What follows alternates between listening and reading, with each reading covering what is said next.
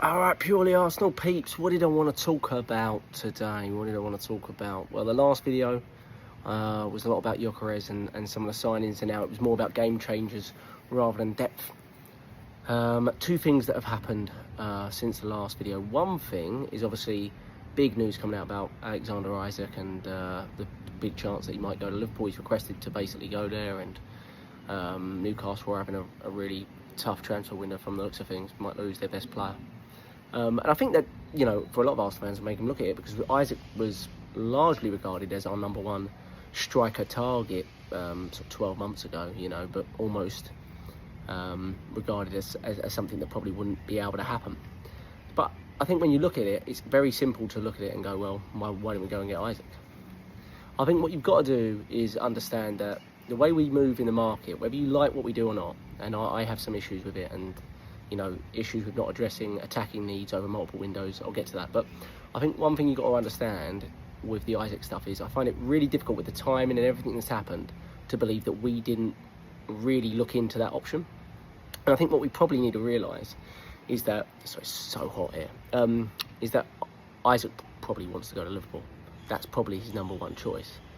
And look, Liverpool are league title winners. And some players are going to want to go to Liverpool. You know, they're a very, very big club. You know, Zubimendi wanted to come to Arsenal. Alexis Sanchez wanted to come to Arsenal. That was one that Liverpool was strongly linked to in the past as well. Seems like Isak has his heart set on going to Liverpool. I do have to say, I find the timing of it very, very interesting, because I always get workers doing stuff during my 5-minute video. Why didn't you just say it a week ago? Like before they got Ekatike, which surely makes it financially a little bit more difficult for them to put in the bid that's Newcastle requesting, being reported is about 150 million. And also, you know, you could argue, well, we've got Gyokeres in that time too, but I don't think we were his number one choice to go to anyway. And I think we would have looked at that, and maybe even looked at the way we did at Sesko. And we don't want anyone, as Arteta always says, that doesn't really, really want to play for Arsenal. So I think when people say, oh, we should have just gone and got Isak, I don't think it's as simple as that. Because firstly, I don't think he wanted to come to us. A lot of people, some poor sources saying that he did. I'm sure he would not like to come to us, but I don't think we were his number one choice. And the other thing is, I think when that happens, financially, I think you've got to look at it and say 150 million outlay for Isak, whilst it would have been brilliant for us to do, we do not have an attack like Liverpool's, where, in fairness, they've addressed it with Wirtz and Ekatike already. But even before that, they had the best attack in the league. They had way more options than us, and they didn't neglect their attack over multiple windows. You can say all you like about Liverpool not spending in certain windows, but when they need to spend on their attack, they spend it. They do. When you've got Gakpo in a January window, you know, you look at all their attackers. You know, they've spent big and really big over the course of seasons on their attack, and they've done it again in this window. It would take them to unprecedented levels for anyone in the league, though, just irrespective of what they sell. I mean, this would take them to an outgoings of somewhere around 450 million. And I expect, from what I've read, they also are going to get a centre-back on top of that. So you're talking about $500 million in one transfer window. That is, you know, incredible spending. Look, fair play. They're not dope like City or Chelsea, so, you know, I don't think you can... And they have held their money at times. You know, they obviously didn't make the big signing of Caicedo and Bellingham, and there was others in there. So they've attempted to do that. You know, Enzo Fernandez, I think they went for at one stage, didn't they, as well? I'm not sure.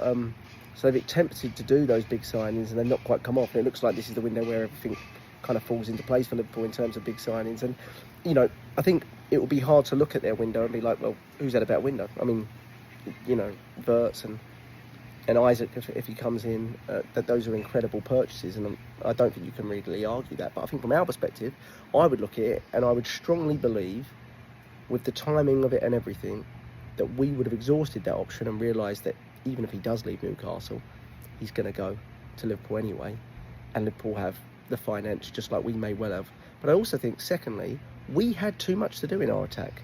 We did not just need Isak. We needed Isak, who was probably the number one choice, but then we need a left winger, which we still need, and we needed a backup right winger as well. We really had 3 needs up top. And there was no way you were getting those 3 needs with Isak. You were going to have to hold off on one, possibly both. Because let's be honest, if you get Eze, you're really talking about the difference of 20 or 30 million between our 3 attackers in Gyokeres, Madueke and Eze, and Isak if he goes for 150 odd million. I think you've got to take that into account. If we hadn't neglected our attack last summer and multiple windows before and only spent, never ever bought a starting winger under Mikel Arteta and all of this stuff, then it would have been different. But we had too much to do. So I think those are the 2 factors with Isak that I would look at. The other thing that come up today, I don't think we should look at that. Whatever happens with Liverpool, our window, I hope what it does is it pushes us to go and get the left winger. Whether it's an Eze as an option there or someone else. I hope we look at Liverpool and go, wow, best attack in the league, spending 500 million in the window, even though they won the league. We need to do more. We need to do more. What we have done with Gyokeres and Madueke is not enough. We need to go and get one more, and we need to do it sooner rather than later. So I really hope there could be a positive out of it, in that it pushes us to do and move again, because we need to. I don't think we're asking for something that we've not needed. Arguably the left wing has been needed more than anything else. I did mention sales a little bit on the last video, and I sort of spoke about how Trossard might be the best option for a sale, but been talked today a little bit about us trying to remove or let Gabriel Jesus go, and there's some links to him going back to Brazil. What I would say with that is he's on a 250 grand a week wage. Now, I don't know what Brazilian football clubs pay their wages, but I had a little look, and I don't think even Neymar, he's arguably on about $800,000 a week-ish. That's the maximum I read. So even he isn't getting the wage Gabriel Jesus has got. Gabriel Jesus has 2 years left on his contract. I think this sounds much harder to do than what I'm reading, that, we're just going to let him go back to Brazil and go home and finish his rehab off, even though he's not going to be fit till October and November. Sounds great, but 250 grand a week wage, what is he, 27, 28, 2 more years on it. I don't think he's giving that up unless someone in Brazil goes really big on a player who's got a very poor injury history, though still has so many good years left in him, so that might be a possibility there. If someone else comes in for him, though, if there's a Saudi link or another European club maybe coming in for him, maybe I would see that as more viable, but I'm not sure. Someone maybe can tell me in the comments if Brazil pay this big a wage, but I'm not seeing it anywhere. But that would be huge. If you get that wage off, that would really help us with maybe moving on someone like an Eze, if it is down to wages more than fee. I'm seeing people saying, maybe we'll get 20 to 30 million for Gabriel Jesus. Dream on. Not going to happen. We paid, 45 million for him. He's had 4 knee injuries within that time. Yeah. I'd accept a nominal fee just to get his wages off the books. I think that would be brilliant business from Berta. But I'm not convinced we get it done this summer. I think Trossard is still a much more likely sale. We play tomorrow. We do. We play against, obviously, beat Milan 1-0. Should have been much more. Would have been 4-0 with Gyokeres. We play Newcastle, so they're obviously, no Isak with them, but a bit worried about them physically. They like to just go around kicking us, don't they? So hopefully he uses the players wisely. I wonder how far Timber and Gabriel are away. What would be a couple of things that would be interesting going in this game is who starts at left centre-back. That might hint at who might start there if Gabriel is not fit for the start of the season. I think there's still a chance that Kivior might be the starter there, even though you saw Calafiori start in the last game. And it would be good to see Ben White again, because Timber, I don't think Timber's far away, according to Arteta. So I think there's a good chance Timber might be fit for the start of the season. For me, Timber is our starting right back, so I would love him back for the start of the season. Want to see more of Zubimendi as well. Excited to see him, and hopefully get that number 14 announcement at Gyokeres over the weekend, and he's travelling out to Singapore, to Hong Kong as we move on to there. All right, more noise going on in the background, so I'm going to let it go. Up the Arsenal. Let's see what happens on the left winger front. Saw Palace signed a striker today, or very close to signing a striker today. So I'm obviously linking that to probably replacing Eze.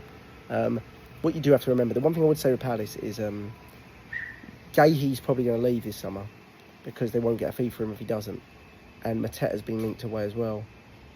It'd be nice to try to push that Eze deal earlier, because they're not going to want to lose all those players in one window.